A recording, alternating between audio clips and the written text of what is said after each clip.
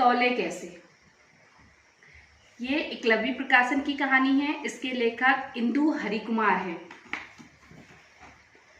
और इसका चित्रांकन किया है इंदु हरिकुमार जी ने और इसका अंग्रेजी से अनुवाद किया है शशि सबलोक ने।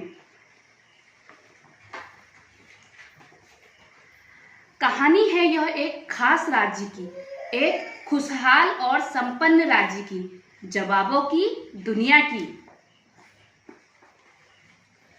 जहां सवाल आया नहीं कि लोग जवाब ढूंढने जुट जाते थे। कोई भी सवाल छूट ना पाता, लेकिन एक दिन ऐसा सवाल आया कि उन सब में खलबली मचा दी। लोग थमे, बाल नोचें, बहुत सिर खुजलाएं और सोचे कि अब इसे कैसे सुलझाएं। हुआ यह कि सबसे छोटा राजकुमार अप्पू कुट्टन को नाश्ता करा रहा था। उधर अप्पू कुट्टन लजीज नाश्ता गड़पने में लगे थे। इधर नन्हे राजकुमार के दिमाग में एक कीड़ा कुलबुलाया। उसका सवाल बड़ा ही सरल था। वह जानना चाहता था कि अप्पू कुट्टन का वजन कितना है। सवाल सुनकर नौकर चाकरों का सिर चकराया। उन्होंने कहा, यह तो कोई आसान काम नहीं है। जल्द ही यह सवाल राज दरबार से निकलकर घरों, सड़कों, खेतों और मैदानों में पहुंचा। देखते ही देखते लोगों के दिमाग में एक ही सवाल था कि अप्पू कुट्टन को तौले कैसे। क्या तराजू नहीं थे उनके पास? उन्होंने तौल मशीन पर खड़ा कर अप्पू कुट्टन का वजन क्यों नहीं लिया? तराजू तो थे, बल्कि खास तराजू बनाए गए थे, पर कुछ अप्पू के लिए छोटे पड़ गए, कुछ उसके पैर रखते ही टूट गए। कुछ और को देखकर लोगों ने कहा कि अब अप्पू कुट्टन को कैसे तौलें इससे। तो बच्चों, आपको क्या लगता है कि ये अप्पू कुट्टन कौन होगा? आप गैस करके बता सकते हैं। हाँ, ये अप्पू कुट्टन था राज दरबार का हाथी। तुम समझ ही गए होंगे कि यह बात एक हाथी की हो रही है, और हाथी भी कोई ऐसा वैसा नहीं, एक संपन्न राज्य का शाही हाथी। और इसी तरह शाही हाथी का वजन शाही चिंता का विषय बन गया।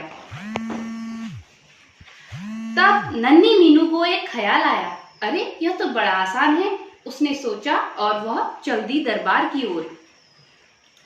राजा ने सुना और सोचा और कहा, इस बच्ची के आदेशों का पालन किया जाए। हाथी तुले ना तुले, पर बच्ची की सूझबूझ वाह भाई वाह। बच्चों, आपको क्या लगता है कि नन्ही मीनू ने क्या सूझ लगाई होगी हाथी को तोलने की? आगे हम कहानी में जानते हैं।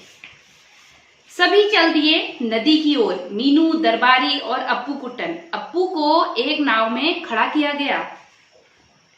देखते देखते नाव डूबने लगी और जब नाव ठहरी तो मीनू ने वहां निशान लगा दिया जहां तक नाव नदी में डूबी हुई थी। अप्पू को नाव से उतारा गया। फिर नाव में ईंटें रखी गई। ईंटें बढ़ती गई और नाव फिर डूबने लगी और जब पानी नाव पर लगे निशान तक पहुंचा तो मीनू चिल्लाई, बस बस, अब और ईंटें न रखें। फिर ईंटें तौली गई। बस इस तरह पता लगा कि अप्पू कुट्टन का वजन पता है कितना भारी था वो। क्या आप अनुमान लगा सकते हैं कि वो कितना भारी होगा? 5000 किलो। पूरे 5000 किलो का था अप्पू कुट्टन। तो बच्चों, आपको यह कहानी कैसी लगी? अब हम इस कहानी से एक गतिविधि करेंगे। जैसे आप देख सकते हैं कि मैंने इसमें तौल के लिए कुछ प्लेट्स का यूज कर और एक स्टिक का यूज कर एक तराजू बनाया है।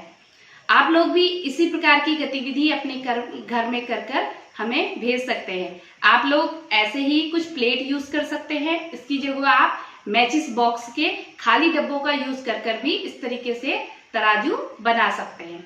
Thank you.